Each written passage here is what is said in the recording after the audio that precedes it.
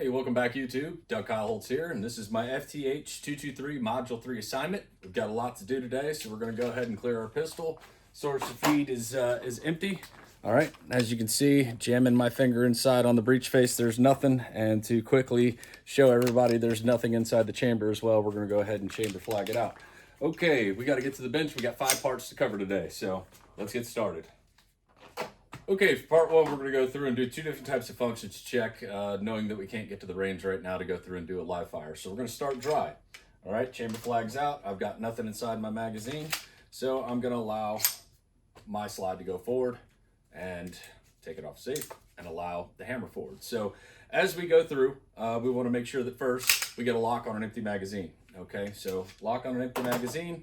I'm going to go ahead and allow the slide to go forward again, and this time allow the hammer to go forward again. I'm going to feel how the slide feels moving back and forth under normal operations. All right, I can go through and make sure that everything feels right. Next step that I want to go through is with my first dummy round, I want to go through and I'm actually going to watch the feeding to ensure that I have control feeding, which I did. It popped up underneath the ejector. Okay, dropping the mag real quick. We're going to go ahead and allow that to go forward. I want that dummy round back for our next phase. All right, so now going into our dummy round functions check, I want to go through and at normal combat speed, I'm going to go through and rack the slide to allow it to chamber. Okay, so we're going at pretty much combat speed. So on our first one here, we have the hammer back, everything's good to go, and we have the possibility of a snap cap to prevent any damage. I'm going to pull the trigger in single action with the safe on and nothing happens. So as I allow the safe to go off, I'm going to allow it to fire and come forward. All right. So we need to test our trigger reset here. So holding the trigger, I'm going to rack the slide again, allowing the snap cap to be discarded. Okay. And allow the trigger to move forward until I hear the sear reset. Click. If you didn't hear it, my sear surfaces have reset and the trigger's ready to go. So I'll go ahead and pull it again. All right. This time I'm going to drop my mag one more time. All right. I've cycled that one out and I want to go through and ensure that as we're doing everything we're supposed to, now that I don't have a full chamber, I'm going to check my safety as well, but this is a double action pistol. So we need to make sure that everything is going to happen properly on our double action pistol as needed. All right, so we know that I can pull the trigger and everything's right. All right, it will fire, but now that I put it on safe and try and articulate the trigger, nothing happens on double action. So we've had our single action check with our safety here. Safety's on, it will not go forward. All right, also, when we're trying in double action, it will not move. All right, so our hammer will not move while on safe. Okay, so that covers it for our functions check. Our last chamber round has been ejected, and we get a lock to the rear with the magazine in place on an empty magazine. This weapon is performing how it's intended to perform, and we'll find out more once we take it to the range and actually do a full speed live ammo functions check. Next step, I'm going to go through and disassemble the pistol. First, we're starting off with the field strip, and we're going to talk through a sub-assembly functions check. Okay, for part 1, we need to go through and field strip our pistol. So lining up our 2 dots here on the slide, what I like to do is actually take the magazine and just tap out the slide catch from the opposite side, pull it out, separate my slide, set my frame to one portion, or one side. I go ahead and grab my spring and guide rod assembly, set it over to the side, I grab my barrel, and then I have my slide. And one thing for this weapon, I believe, that needs to be covered is also in the sub-assemblies would be a magazine, since it is several different components added up into one sub-assembly that performs the job, assisting the locking of the slide to the rear. Okay, on part 3, we're going to do a sub-assemblies functions check. So starting up on the top left, we got our guide rod and our spring assembly for the recoil spring. We need to go through and make sure we have smooth operation. I'm going to feel all the way around the circumference of my guide rod to make sure there's no burrs or nicks that could hang the spring up. And likewise, I'll drop a Q-tip down throughout the center to make sure that there are no burrs within the spring. All right, most likely if you find some, you're not going to be able to polish them down internally, so you'll have to replace the spring. Okay, moving on to our slide assembly, we can go through and actually fit our barrel back in and move it forward as if the slide were locked to the rear. And we'll start off by taking one of our snap caps here and ensuring that we can chamber. All right, and then get a push feed right over the top of the extractor, and the barrel does lock into place with something that is supposed to mimic the dimension of the bullet. All right. We could also go through at this point and actually get our headspace measurements and so on if we really wanted to. All right, setting those two aside, ensuring that we're good to go with chambering the weapon, or chambering the round, as well as the feed ramp has a proper angle for the dimension of the bullet, which will mimic most likely 115 grain round nose target bullet. All right. Additionally, we have snap caps in our magazine here, so we'll go with our empty one to begin with, and we want to make sure that our magazine locks in place and it stays. All right, so pulling on it, nothing happens, but when I depress the magazine release, it drops away free and clear. Likewise, I can go through and take other sub-assemblies and ensure that during the course of what's going on in the cycle of operations, whether or not we get feeding from the magazine without any issue, and that appears to be good. So we'll drop that away as well. And lastly, we want to go through and check our safety out with our frame. So for double action, we know that it's not going to fire while it's on safe. Nothing happens. All right, moving it back down to single action. If I go through and cock the hammer to the rear, I know for a fact that when I press the trigger, it's going to go through and do everything it's supposed to and allow the hammer to go forward.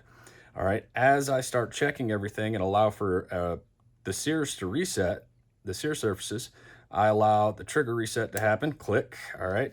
Our sear is bumped up just a hair there. We watched it and it moved into place. So also on single action, I want to make sure that my safety causes the hammer not to fall as well. So that would be the majority of our functions check. Lastly, we want to ensure that we have no issue with feeding and pushing forward. So if we have 2 rounds in here, we want to make sure that our spring and our follower and our lip angle on our magazine isn't going to cause multiple rounds to come out at the same time, mimicking our feeding lug here. So if we just push forward with another object here, push forward on the slide, or on the bullet, 1 round comes out, doesn't extract a second, or does not feed a second round into the action of the pistol during the cycle of operations, causing a malfunction. Okay, on part 4, our instructions say to go through and do a detailed strip or detailed breakdown of the entire pistol. This thing is a nightmare to take apart. It's overly complex for no reason, and I don't know why people call it a CZ75 clone, because every step in the process is completely different than the CZ75 based off of what we learned. So I'm going to break this thing down. It's going to take me way more than 10 minutes to go through and do all this stuff, so I'm not even going to try and speed up the film. But let's knock it out real quick, and then we'll finish up part 4 here shortly. So we're going to start off by taking out our extractor with a 3/32 roll pin punch. And we're going to try and center ourselves over the top of the hole here so that we don't lose any components as things start. Okay, on part 4 here, we have done a detailed strip of our pistol. This is the SAR B6. All right, and the 3 parts that we needed to go through and reverse engineer were our guide rod up top here, our firing pin, our recoil spring guide rod, and then the ejector, which is only this portion of the sear housing. So we made as many detailed sketches as we could, got the measurements, and with the exception of the overall length of the guide rod and the firing pin, everything is in the thousands and tens of thousands of range whenever it comes to sizes. So our overall, firing pin, our firing pin thickness here, if you will, where it protrudes through the firing pin hole, I'm getting 61 thousandths of an inch, if you will. Let's see, our thickness up at the top of the firing pin here before it gets to the thicker base portion, I got 147 thousandths of an inch. Down here on the far end where the hammer strikes, I've got 152 thousandths of an inch, and so on. So we've gone through, this is our proof of what we actually did here. And so being able to go through and make it make sense and whatnot. Again, with the ejector here, it's a little bit difficult because this is fixed on top of the sear housing. So measuring it's very difficult, and it didn't say to actually sketch out the entire sear housing. So we're just going to go with the ejector as is. Our overall length of our recoil guide rod is going to be 3 inches and 819 thousandths of an inch, and so on. And our overall length of our ejector is going to be 528 thousandths of an inch. So We probably could have done a couple more measurements, but it's very hard to do it with calipers without doing the 4 primary measurements of the calipers, which is between, let's see, it's also in between, and our height as well here whenever we want to go through and find out something like the height of our ejector, so on and so forth. Actually, what did I use this for? There we go. Our nipple here, if we will, on the firing pin, we could go through here on the back side and use that as our depth gauge, if you will, as an ad hoc depth gauge. So hopefully that works. We're going to reassemble. Okay, finishing up, we reassembled everything, got it back into working order.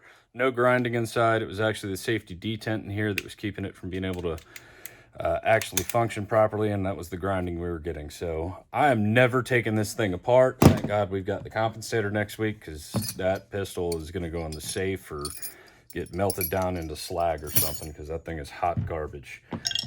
In fact, if that walks into my shop, I'll pay someone to leave. Not much. I'm going to pay him enough just not to waste my time and tell him to go buy a real gun. So that thing is horrible. Hope you enjoyed this week. Don't buy this piece of hot garbage, and have a good week. Yeah, we'll see you next week.